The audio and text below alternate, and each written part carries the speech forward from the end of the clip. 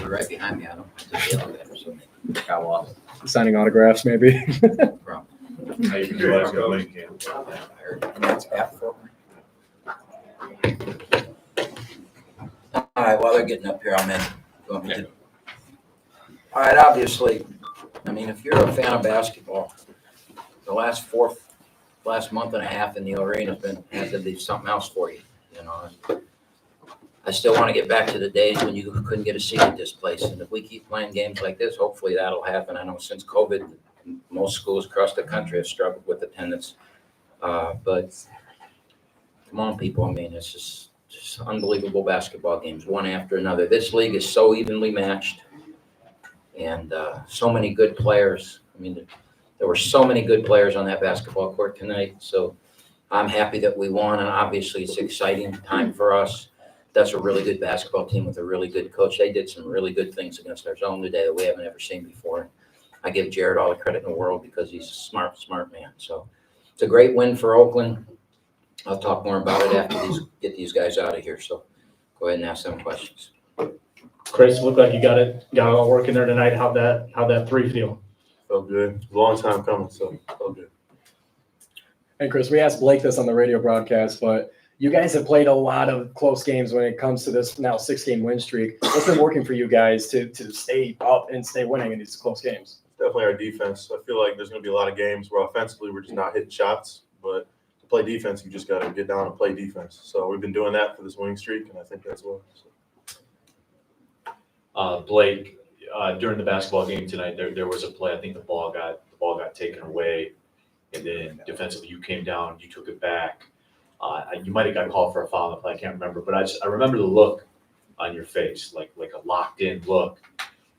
You feeling that now as you're coming down towards the end of this? Like you feeling it? Absolutely. My coaches were probably mad I didn't take a charge, but with my injury history, it's going to be hard for me to take a charge. I'm going to try to get back to me, being active, but that's a great win. No, we're fine. We want you out there.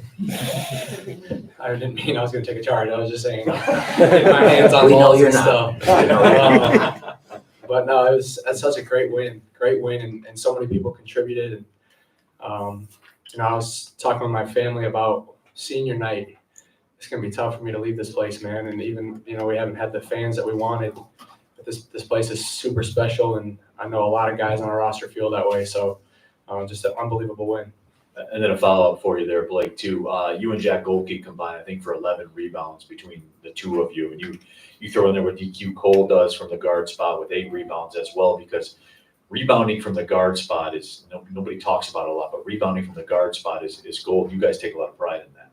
Absolutely. And Jack's done a great job all year. I don't know what he's averaging, but I know it's north of 5 or 6 early on. And from the wing position, it's not easy, especially for Jack. He's not really a lengthy guard by any means, but he's stocky and he gets dirty. So, we gotta help Trey and Chris out on the free throw line.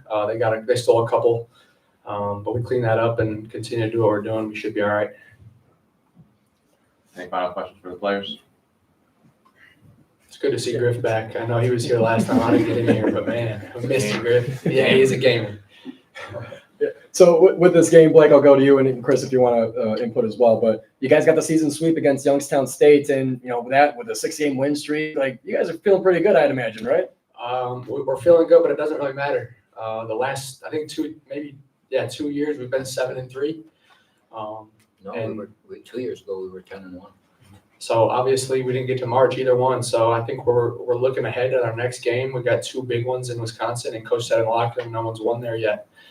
So that's our goal. We got to have a quick memory and keep the momentum going. Chris, same thing. Yeah, like Blake said, it doesn't mean too much. Obviously, it's a good sign. It shows that come March we have the ability to win these games, but we got to get there first. So, Final question for the players? Thanks, guys. Thank you. So basically what this game does for us, and I think if you're a Horizon League watcher, you'll know what I'm talking about. It could end up in a 6-way tie for first place. I mean, everybody's just lumped together. Everybody's so equal. And what this does, and that's a really good team that's going to be in there, right? When the tiebreakers come, you could let's say there's a 4-way tie for third. 2 of those teams aren't going to get to home court, not get the bye, right? If you tie for third and not get home court, not get a bye. So tiebreakers are really important. And we just got a huge tiebreaker, right? I'll be shocked if anybody else in this league beats them twice. Could happen, but I don't think so. Maybe, but so that's going to be a huge tiebreaker for it. And right now, you just got to stack wins on top of each other and worry about the next game. But from a coaching standpoint, you look at how's it all going to shake out? Because as I've said from day one this year, our goal is to be in the top 4. Once we secure that, we'll start looking at, well, are we third? Are we fourth? Are we second? Are we first? Obviously, who doesn't want to be first? You get a ring and you get a championship, right? But the whole thing in mid-major basketball today is those tournament in March.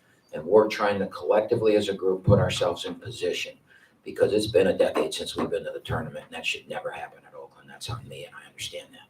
But that's what we're pushing for. I'll answer any questions. Greg, Rocket, obviously coming out of high school, a huge prospect to go to Michigan State. His career didn't go how he anticipated.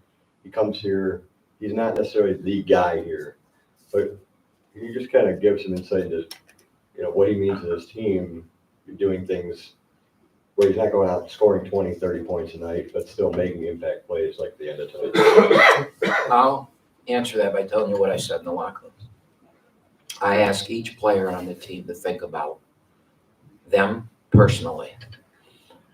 And if you were a guy that plays a lot of minutes and you didn't play very well in a 5 or 6 minute run, and basically, since I moved Rocket out of the starting lineup, we haven't lost.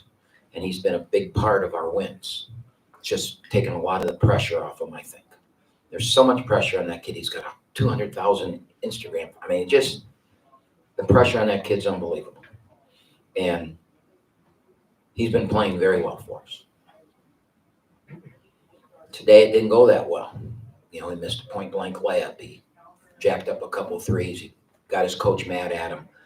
We got way behind. Hell of a job I did getting this team ready, huh? We got way behind. And so I went with the group of guys that had, we fought our tails off to get back in it, and he didn't get in. And about 4 minutes ago, I go, are you still with me? Can you go in there and stop number 5? Because 5 was going to beat us. That kid is a tough kid, man, and we started to run away, and he just got him right back in the game.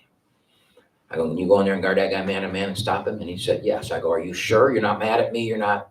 He goes, no, coach, I can do it. I go, you got to get loose? He goes, yeah. I go over there and get loose. So I ask each kid, how many of you would play all these minutes and all of a sudden your coach is mad at you, you don't get to play, and you're sitting there watching your team come back, and then you get called on? How many of you would have gone out there and did what Rocket did? Not pouted, not bitch, not complained.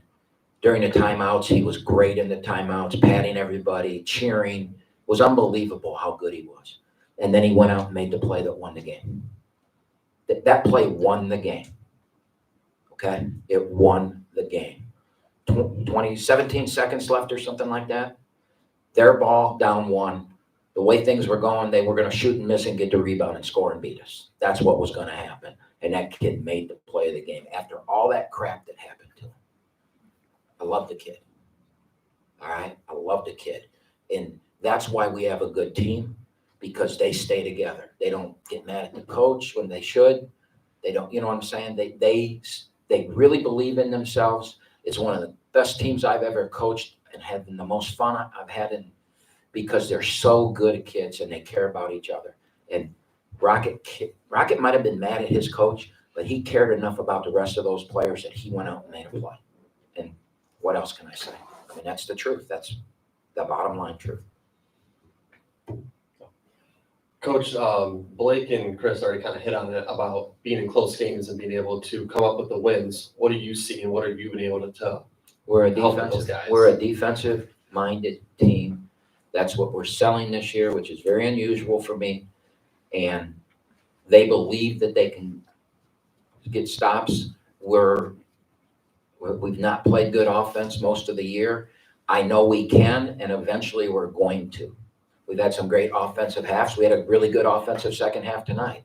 But how many teams could come out and play the way we played against a team that good, have 4 points with 9 minutes going the first half, and still be in the game? I mean, I think we were down 14-4. We held them. They came out and went bam, bam, bam, bam, bam, had 11 points, and then they didn't score forever. It was 14-4, I think, and then 16-6. And then we slowly got it back and got it tied, and then Trey missed a short bunny. I mean, how many bunnies did we miss in that first half? Point blank. Rocket started it with a layup. Conway missed at least 2 point blank jabs. Trey missed a couple. DKQ got a rebound and missed a layup. How good was he tonight, though? God darn, is he a good player, man. He comes up with huge plays for us. He banked that 3 in. We banked 2 threes in, so maybe it was our night. I don't know. But our defense gave us a chance to win this game. And you win championships, you win games many ways, but teams that are built on defense usually play a lot of close games, a lot of games like this. And right now, we just believe we're going to win. There's not any in those huddles late in the game. There's no nervousness. And a lot of that's the leadership, and that's Lampman. I mean, we should mic him up in games. I mean, it would make a good 30 for 30, his leadership in those timeouts. It's unbelievable. Cam, DQ Cole changed his shoes at halftime. Did he? Went to the yellow shoes and scored 8 points in about 45 seconds or whatever it was. Are you going to institute a mandate for yellow shoes? Somebody at the radio show last night said to me, do you guys have analytics on how he plays in different shoes? Because we think in the yellow shoes he's the best, and he's always terrible in the blue shoes, and you should never. I don't pay any attention to it. I didn't even know he changed his shoes, and I didn't look tonight either. I got a few other. I was trying to figure out how great of a job I had done to get us ready to play. Are you going to mandate yellow shoes? No. Okay. How nice is it for you as a coach to kind of feel that slow start and be able to go to the bench, send 3 subs to the table in the first 2 minutes and kind of find the right combination? Well, it's been a few years since we could do that, right? The last time we could probably do that was the year we won the championship. The year after that, we had that great team with Kendrick Nunn, and we lost 4 of the top 7 players got hurt and we're out, and we were playing walk-ons. So since that time, through COVID and that, and you blame recruiting, obviously as the CEO of the program, anything that's wrong, you blame on that person, and I'll take the blame for it. We just had not recruited at the level that Oakland was used to recruiting to, and that's on me. And we just didn't have the depth that we needed to have. And the good is maybe a positive thing that I might have done is that we figured that out, and I got a coaching staff that can recruit. We changed, with the transfer portal. You can sit there and cry about it, which we did for a while, or you can, adapt. And we adapted, and we went and got older and got JC kids and said we want 2 at every position and let them battle it out, because they're going to leave anyway. So let them battle out. If they leave, they leave. Our love is Oakland. We're here for Oakland. Now, right now, I got 15 guys that love Oakland. Now, in the spring, they might not love us anymore, but right now they love us. So it is what it is. It's the way of the world right now. And I hope that I'm never in the position I was in the last few years where we only had 5 or 6 guys. Our 6th man last year is our 10th man this year. Go ahead. Hey, Coach. 22 of your 28 points in the first half came in the final 9 minutes. What adjustments on offense did you make there? During the timeout, I said, put the ball in the basket, please. That's the only adjustment we made. They went man-to-man, which I was surprised they went man-to-man. They were playing that goofy zone that they play, and it was working. I think what he was concerned with, probably the reason, was that we were missing really good shots. And even as a coach, you sit and you evaluate the shots you're getting. Look, how many of those point-blank shots did we miss? And, one thing that you guys don't know is at 8 a.m. this morning, I was told Trey Thompson won't play today. And I was told Osei Price won't play today. And, Trey was Conway's roommate on the road, and Conway got sick, and Trey got it last night. And, there's a reason Trey Thompson only had 1 rebound today. All right. I mean, he had nothing. And yet he gutted it out. He played 30 minutes. He scored 16 points because he's a great basketball player. Not a good one, a great one. Okay. He gave us everything he had. probably wondering why I was taking him out more than I really do. And he was asking to come out. He had nothing. After that first timeout, 4 minutes into the game, I got mad a little bit, and they scattered. Trey just sat off. I'd never seen that before in basketball. Trey's sitting on a chair all by himself on the court, and that's when I realized, hey, this kid, I'm just going to get as much out of him as I can because we have to win this game. And we got 8 days before we play again, so he can go, rest all he wants now. And he knew that, and he gave us something. And I really admire the kid for that. When the game was 46-40, it was around 13 minutes of the second quarter. You substituted DQ Colin, and you kind of touched on it before, but you guys got up by 2 really quick after he made a couple 3-pointers and layups and offensive rebounds. How can he get so hot? What about him gets him like that? Or is it the yellow shoes? Probably the yellow shoes. But I think next year you're going to see him average in the 20s. I mean, he still acquiesces to Blake and to Goki and to Trey. He's still, I'm the new guy. And I yell at him, oh, we brought you here to score, go score. But, it all started with an offensive rebound. He flew in and got an offensive rebound, kicked it out. The ball went to Blake, I think, and Blake had a shot faked and gave it to DQ, and he made a 3. We got a stop, and DQ took it all the way for a layup. We got another stop. We came down in transition. He got a kickback pass, and he banked it in. And it was 48-46. And he's that type of guy that he can do that. I mean, I think next year when he's the Batman type, I think you'll see him score 12 in a row in games, like we've seen other players at Olin do, a Jamal Cain like type thing. And you talked about the close wins, all these close wins that you've had.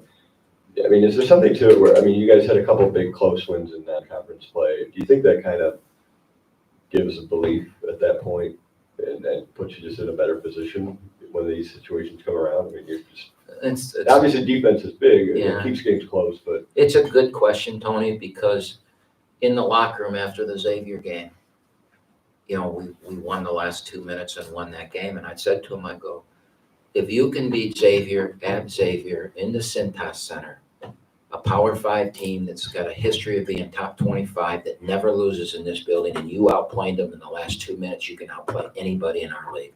I said that to him. And now that you bring it up, it makes me remember that. And I would say quite possibly that did. I mean, that's on them, right? I've always said for 46 years doing this, down the stretch, players make plays. It's my job to put them in position. I can go to a video room right now and show you 15 times in the last 5 years that we've run a play and got a wide open shot to win a game and missed it. Players make plays. I got players that make plays. I mean, that spin move that Chris Conway made late in the game, I don't think he shot it but 10 feet 2 inches, and it still found its way in the basket. They had a couple that came in and went out, right? It's belief, man. There's so much to believe. There's so much to the mental side of it, and those guys believe right now. Obviously, they believe they don't have to play the first 5 minutes of the game and they can still win. I mean, that first 5 minutes was pretty bad. The first play of the game, that Conway didn't just stood there and watched them miss the shot. And the kid came down, got the rebound late in. Then he went down, we threw it to him, and he fumbled it and dropped it. Who would have thought that he could regather himself? And I said some really nasty things to him. Like what? I can't. I didn't call him names. Those days are over. But I said some nasty things to him. Who would have thought he'd come back and be 6 for 8, 1-1, 4 for 4, 17 points, and single-handedly, take the close game. DQ Cole got us ahead, and then he kept us ahead. So I just think it's a mental thing. I think they really believe in themselves. Thanks, Coach. All right, guys. That clock's wrong, right? Yeah.